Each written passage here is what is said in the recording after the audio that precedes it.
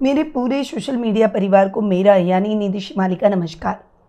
आज मैं आप सभी के जो बार बार मुझे मैसेजेस आ रहे थे, कमेंट आ रहे थे, उन दुविधाओं को दूर करते हुए लेकर आ चुकी हूँ साल का तीसरा सबसे बड़ा राशि परिवर्तन के वीडियोस। जी हाँ, आज मैं आपको जानकारी देने वाली हूँ राहु और केतु से संबंधित राशि परिवर्तन की, जो कि बहुत ही जल्द यानी 18 मई को ही होने जा रहा है।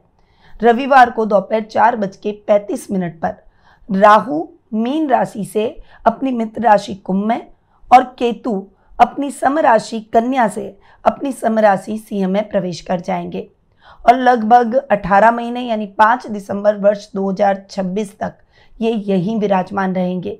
उसके पश्चात पुनः राहु और केतु राशि परिवर्तन करेंगे।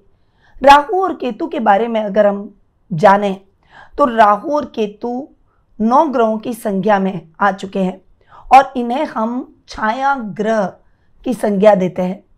राहु और केतु की कहानी तो सभी को पता है कि राहु और केतु एक राक्षस के ही एक सर और एक धड़ है। राहु और केतु अमृतत्व पीने के लिए उन्होंने छल किया था, तो भगवान विष्णु ने उस राक्षस का वध कर उसके 2 टुकड़े सर और धड़ को अलग कर दिया था और उसके पश्चात ये 9 ग्रहों में शामिल हो गए थे। तो राहु और केतु का स्वभाव बिल्कुल अलग है, परंतु दोनों एक दूसरे से कुंडली में हमेशा सप्तम बैठते हैं।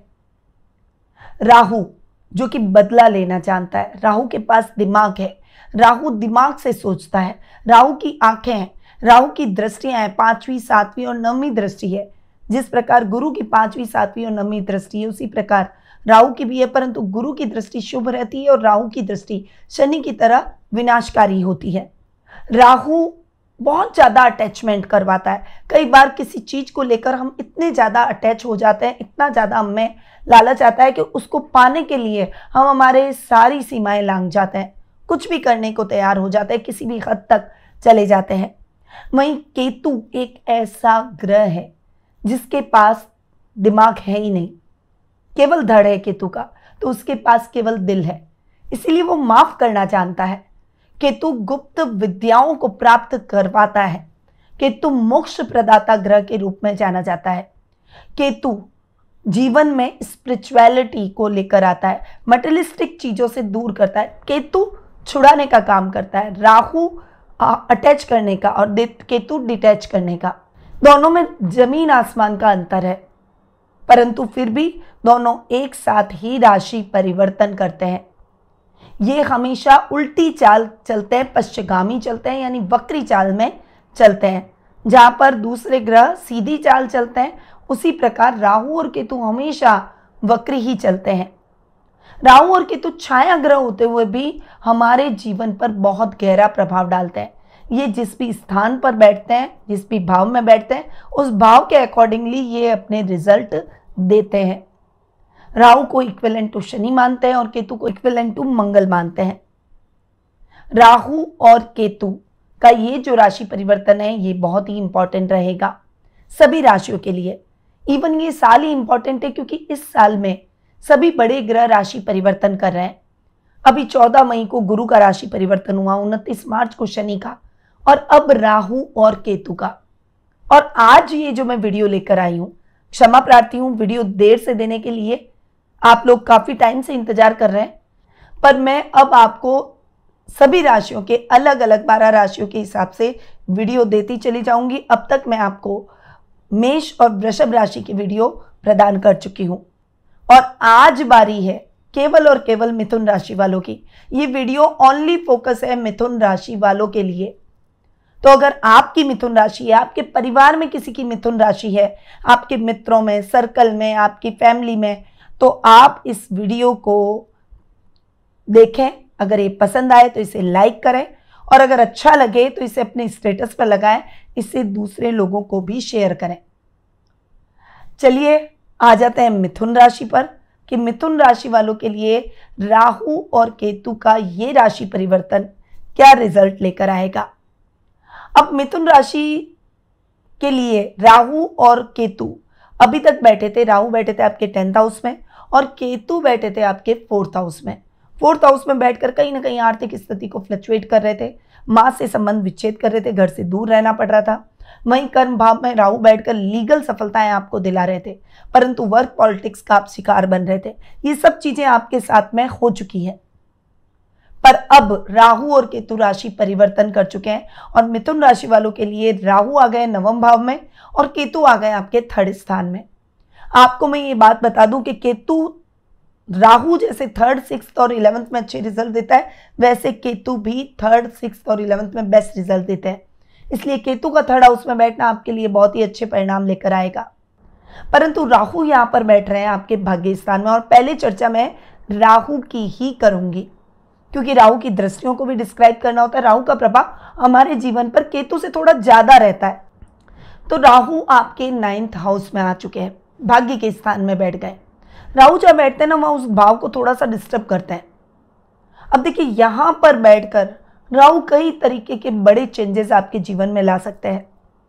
आपको थोड़ा सा संभल कर रहने की आवश्यकता है। मिथुन राशि वाले सजग हो जाए, भाग्य के भरोसे नहीं बैठना है। राहु या भाग्य स्थान में आ चुके हैं, कहीं ना कहीं भाग्य को थोड़ा फ्लक्चुएट करेंगे। हालांकि शनि के घर में बैठे हैं, शनि की पावर को और डबल कर रहे हैं राहु यहां पर बैठकर, पर फिर भी आपको सोच समझ कर डिसीजन लेना है। कई बार क्या है, बहुत लालच आएगा आपके मन में, बहुत इच्छाएं जागृत हो जाएगी। जब थोड़ा पैसा लगाया किसी में, जुआ, सट्टा, लॉटरी, शेयर, कोई भी ऐसे रिस्की कामों में थोड़ा पैसा लगाया और आपको सफलता मिली, फिर राहु ने आपको लालच देना शुरू कर दिया। अब और लगा, अब और लगा, और एक टाइम ऐसा आएगा तब आप आउट ऑफ कंट्रोल, आपका दिमाग में बहुत कंट्रोल है, बहुत मैच्योर है, पर उसके बावजूद भी आप जल्दबाजी में डिसीजन ले लेंगे और वहां राहु आप पर हावी हो जाएगा। इसीलिए आपको ऐसे रिस्की निवेशों से थोड़ा सा दूरी बना लेनी है। करने भी हैं तो आप एक लिमिट में करें। ये रिस्की निवेश बहुत ज्यादा पैसा अटकाना आपके लिए नुकसानदायक साबित हो सकता है। विदेश यात्राएं बहुत सारी होगी इस बार आपकी, छोटी छोटी यात्राएं आप करते चले जाएंगे, विदेश यात्राओं का सपना आपका पूरा हो जाएगा।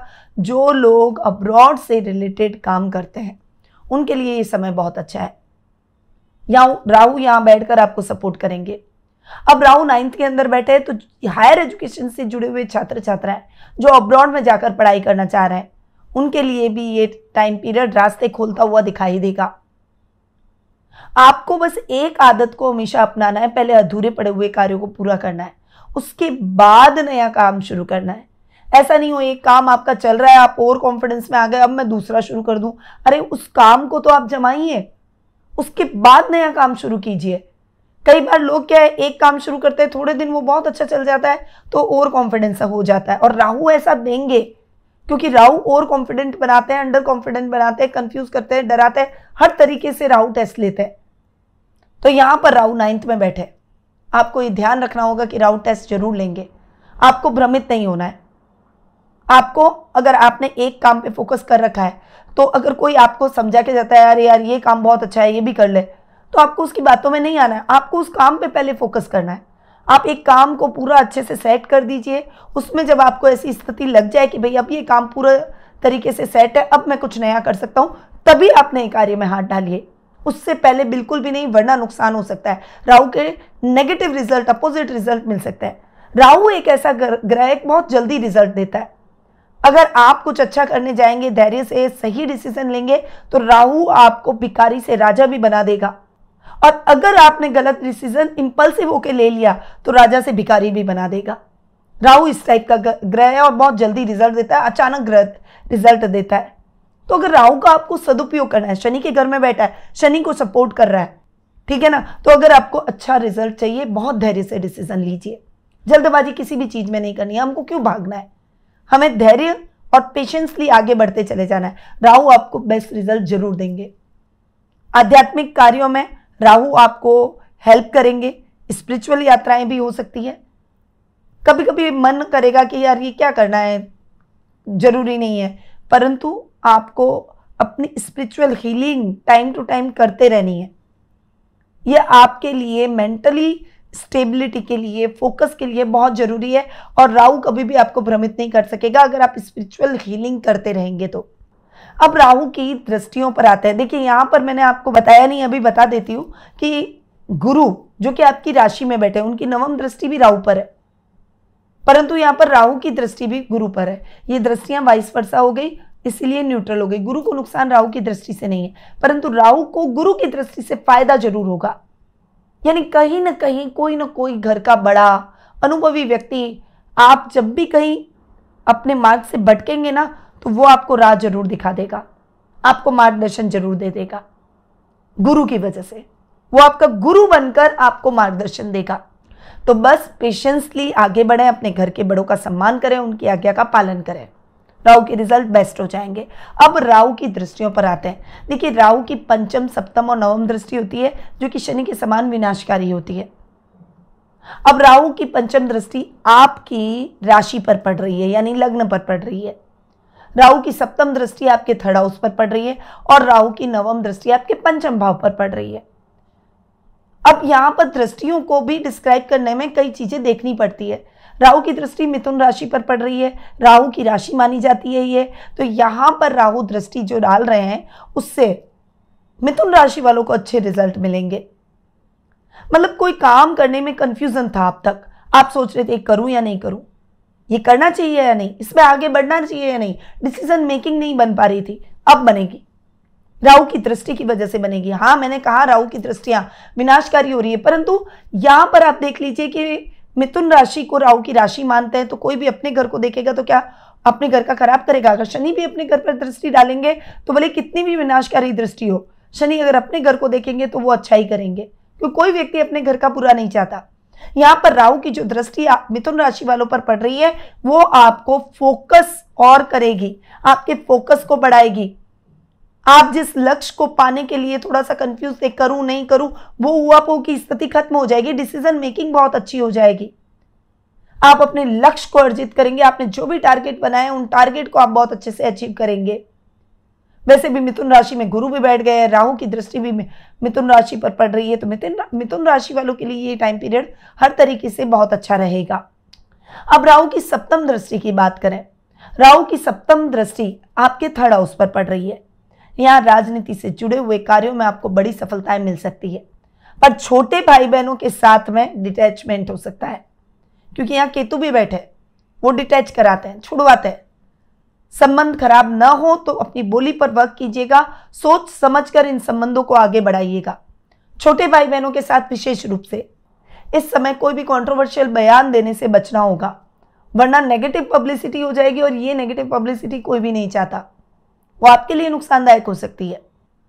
राहु की नवम दृष्टि आपके पंचम भाव पर पड़ेगी। यहां पर राहु की दृष्टि पड़ना संतान प्राप्ति में आ रही बाधाओं को दूर करेगी। संतान प्राप्ति की इच्छा जो दंपति कर रहे हैं, पुत्र प्राप्ति की इच्छा कर रहे हैं, उनके लिए ये टाइम पीरियड बेस्ट रहेगा, क्योंकि गुरु की भी यहां पर पंचम दृष्टि आपके पंचम भाव पर पड़ेगी। वहीं राहु की सप्तम दृष्टि, तो ये जो टाइम पीरियड रहेगा ये आपके लिए बहुत ही अच्छा है संतान प्राप्ति के लिए।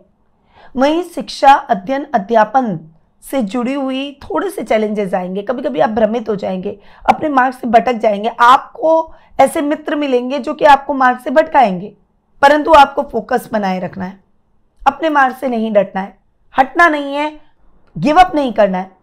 तो राहु आपको बहुत अच्छे रिजल्ट जरूर देंगे। यहाँ पर ग्रुप स्टडी की जगह अगर आप सेल्फ स्टडी करेंगे तो बेटर रहेगा, क्योंकि ग्रुप स्टडी में पढ़ाई नहीं होगी, केवल बातें होंगी। संतान की तरफ से अच्छे और शुभ समाचार आपको जरूर मिलेंगे, परंतु करियर को लेकर ऊहापोह की स्थिति कई बार बनेगी। आपको डिसीजन लेने होंगे, और वो डिसीजन आप अपने घर के बड़ों की सलाह लेकर भी कर सकते हैं। अब ये तो हुई राहु की बात। अब आते हैं आपके केतु पर। आपकी राशि में केतु थर्ड हाउस में बैठे हैं। थर्ड हाउस में केतु के रिजल्ट बेस्ट मिलते हैं। अब केतु के क्या अच्छे परिणाम मिलेंगे? एक तो केतु आपके गुप्त शत्रुओं को समाप्त कर देगा। राजनीति में आपके फैसले सराहनीय रहेंगे। जनता के आप प्रिय बन जाएंगे। फालतू के झूठे इल्जाम, झूठी कंट्रोवर्सी से आपको क्लीन चिट मिल जाएगी। वहीं इस समय आपको अपने छोटे भाई बहनों के साथ में बहुत ज़्यादा सावधान रहकर आगे बढ़ना होगा। केतु थोड़ी सी इच्छाओं को कम कर देते हैं, थोड़ा सा मटेरियलिस्टिक चीज़ों से हमारा ध्यान हटा देते हैं। ये टाइम पीरियड गुप्त विद्याओं को प्राप्त करने का है। केतु आपको गुप्त विद्याएं दिला सकते हैं, कुछ ऐसी साधना, कुछ ऐसी गुप्त इच्छा जिसे आप पूरा करना चाहते हैं, आप उसे चुपचाप तरीके से पढ़ें, सीखें और पूरा करें। उसमें महारत हासिल करते ही आप बहुत बड़ा अचीवमेंट भी कर पाएंगे। अब यहां अगर आप कोई भी इंपॉर्टेंट काम करने जा रहे हैं तो आपको गुप्त तरीके से करना चाहिए। अगर वो कार्य आप गुप्त रख कर करेंगे तो उस कार्य में आपको बहुत अच्छी सफलता मिलेगी। तो केतु यहां पर आपको बहुत अच्छी सफलताएं, अचानक सफलताएं दिलाएंगे। ये मिथुन राशि वालों का राहु और केतु के राशि परिवर्तन का रिजल्ट जो मैं अभी आपको बता चुकी हूं।